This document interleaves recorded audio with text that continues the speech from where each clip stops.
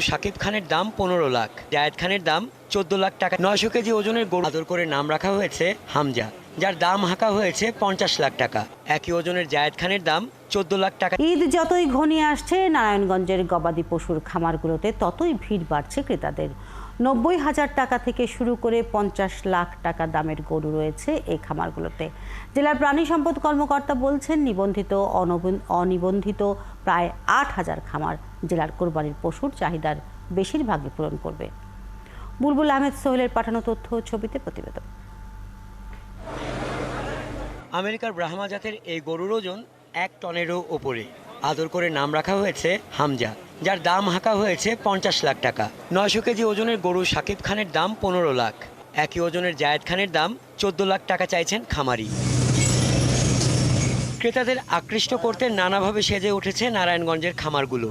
Hormone injection ছাড়া প্রাকৃতিক খাবারে প্রস্তুত করা হয়েছে বিশাল আকারের সব গরু। তবে গোখাদ্যের দাম বেশি হওয়ায় এবার গরুর দামও বেশি। 25% মতো বুকিং আমাদের এ পর্যন্ত হয়েছে, তবে গেলবারের তুলনায় একটু কম, কারণ এবার খাবারের কস্টিং বেশি, শ্রমিক খরচ বেশি, যার কারণে কাস্টমাররা একটু কনফিউশনে আছে যে দামটা একটু বেশি, একটু ঘুরে দেখতেছে তারপরে কিনছে। ঈদের হাটের ঝামেলা এড়াতে গরু পছন্দ করতে সপরিবারে খামারে আসছেন ক্রেতারা।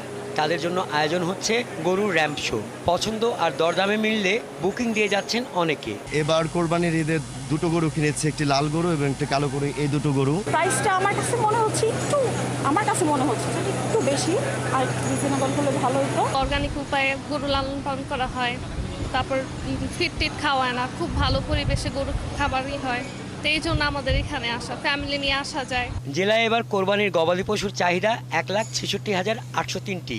এর মধ্যে ছোট বড় প্রায় 8,000 খামারে প্রস্তুত আছে প্রায় 1 লাখ গবাদি পশু। অন্যান্য এলাকা থেকে হাটে আসা গবাদি পশু বাকি চাহিদা পূরণ করবে বলে মনে করেন জেলা প্রাণী সম্পদ কর্মকর্তা। যে পরিমাণ কোরবানিযোগ্য পশু প্রস্তুত করা থাকে তা মানুষের চাহিদার তুলনায় সারপ্লাস থাকে, সেটা আমাদের এখানে আসবে এবং আশা করি যে 1,66,803 যে চাহিদা আছে সেটা কোনো ঘাটতি হবে না। শেষ পর্যায়ে এসে পশু পাবে। মে মাসের দ্বিতীয় সপ্তাহে নারায়ণগঞ্জ জেলার গবাদি পশুর হাটগুলোতে কোরবানির পশু কেনাকাটা শুরু হবে বলে মনে করেন খামারিরা। হাসান আহমেদ, 71।